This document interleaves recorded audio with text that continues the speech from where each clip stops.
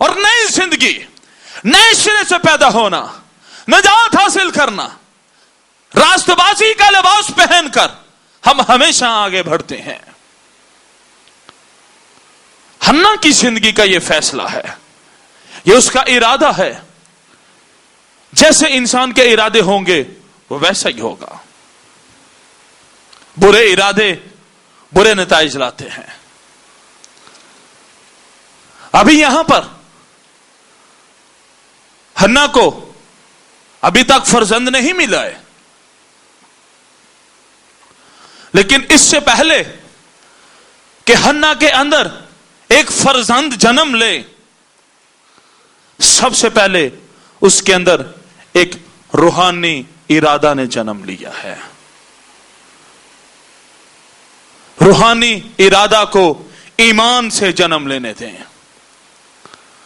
اور یہ بات اس نے ایمان سے کہی ہے۔ آج بہت سے لوگوں کی زندگی میں بہت سے فیصلے ہیں، بہت سے ارادے ہیں، لیکن سارے پورے بھی نہیں ہوتے۔ بہت سی خواہشات ہیں، ساری پوری بھی نہیں ہوتی۔ خواہشات پوری نہ ہونے میں یہ ایک بہت بڑی وجہ ہے کہ انسان اپنی خواہشات کے اندر، اپنے ارادوں کے اندر اپنے خدا کی مرضی کو نہیں لیتا، اور جب ہماری مرضی میں خدا کی مرضی شامل نہیں ہوگی تو ہم کبھی بھی آگے نہیں بڑھ سکیں گے۔ اگر ہم صرف اپنی مرضی کی بات کریں تو وہ کافی نہیں ہے۔ ہمیں اپنی زندگی کے ہر فیصلے میں خدا کی مرضی کی ضرورت ہے۔ امثال کے اندر لکھا ہوا ہے، اپنی سب راہوں میں اسے پہچان تو وہ تیری رہنمائی کرے گا۔ اپنی سب راہوں میں انسان کئی مرتبہ کئی ارادے رکھتا ہے جن کو وہ ٹھیک سمجھتا ہے، لیکن اصل میں وہ ٹھیک نہیں ہوتے، پھر انسان کو بھاگنا پڑتا ہے۔ موسیٰ نے ایک مصری کو اس نے مار دیا، اور سمجھ تو یہ رہا ہے کہ میں نے ٹھیک کیا ہے، لیکن کیا تو اس نے قتل ہے، اس کو بھاگنا پڑا وہاں سے۔ ساؤل کس طرح سے وہ دمشق کی راہ پر ہے، ارادہ اس کا یہی ہے کہ وہ کس طرح سے کلیسیوں کو جو گھروں کے اندر ان کو گھسیٹ کر باہر نکالے گا، ان کی تباہی کا ارادہ اس کے پاس ہے۔ تو سمجھتا ہے کہ میں ٹھیک کر رہا ہوں، لیکن وہ خدا کی نگاہ میں ٹھیک نہیں تھا۔ خداوند یسوع مسیح اس پر ظاہر ہوا۔ وہ کیوں ظاہر ہوا؟ وہ ساؤل کے ارادوں کو بدلنے کے لیے ظاہر ہوا ہے، اپنی کلیسیا کو بچانے کے لیے وہ ساؤل پر ظاہر ہوا ہے۔ یاد رکھیں، خداوند کے راست باز لوگوں کا بچاؤ یسوع مسیح کے ہاتھ میں ہے۔ اگر ہمارے اندر خداوند کے لیے ارادے ہیں تو ہمارے بچاؤ کا ارادہ بھی اس کے پاس ہے۔ ہم اس کے لیے کیا ارادہ رکھتے ہیں، ہم اس کے لیے کیا مرضی رکھتے ہیں، جب ہم اپنی مرضی اس کو بتائیں گے، اس وقت وہ بھی اپنی مرضی ہم پر ظاہر کر دے گا۔ تو حنا کی زندگی کے اندر ایک ارادہ جنم لے چکا ہے، اور وہ ارادہ اور وہ فیصلہ وہ زندگی بھر کا ہے۔ میرے عزیزو، خداوند کے ساتھ چلنا بڑی برکت کی بات ہے۔ خداوند کے ساتھ جو لوگ چلتے رہتے ہیں، خدا انہیں سرفراز کرتا ہے۔ وہ لوگ کبھی پیچھے نہیں جاتے، وہ ہمیشہ آگے بڑھتے ہیں۔ اور آپ اپنی زندگی کے لیے یہی خدا سے دعا کرو کہ خداوند میں ہمیشہ آگے بڑھنا چاہتا ہوں۔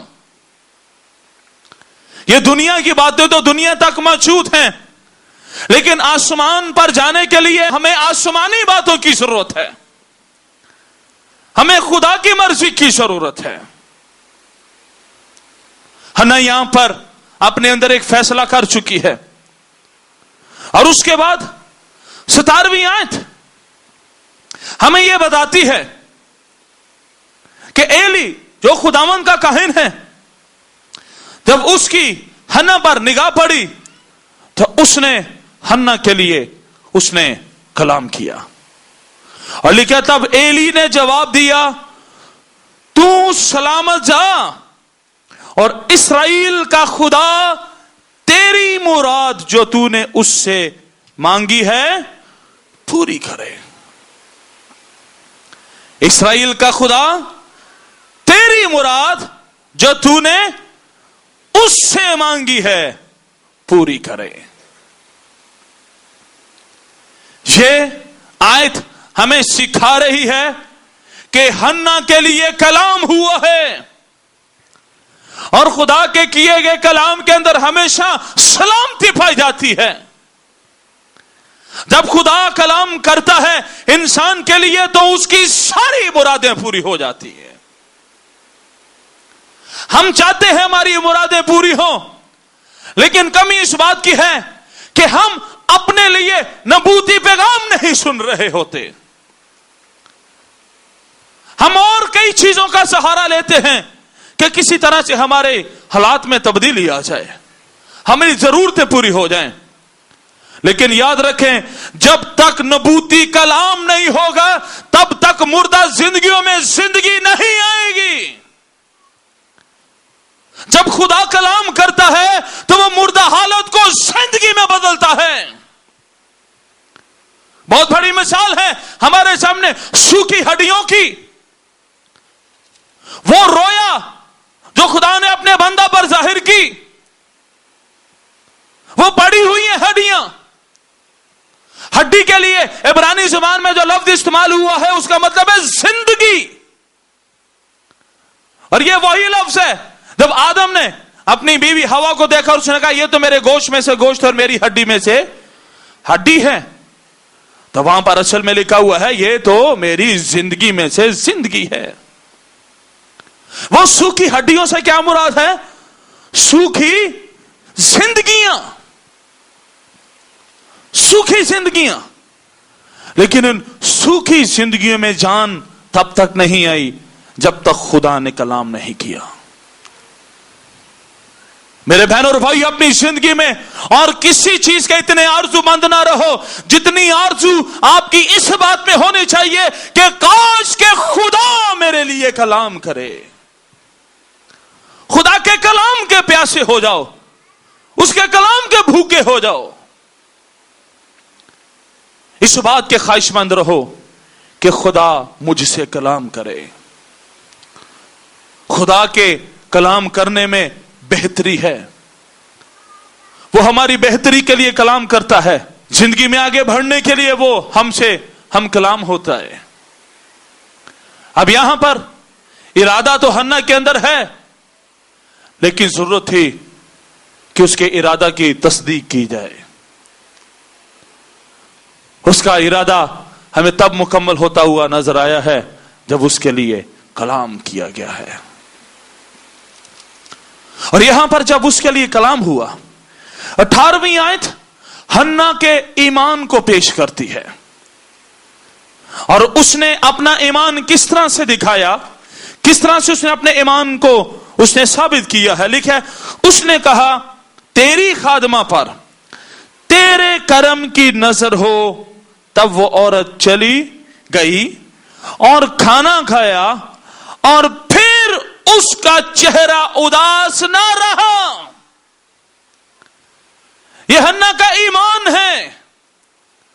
याद रखें, ईमान सारी उदासी को दूर कर देता है।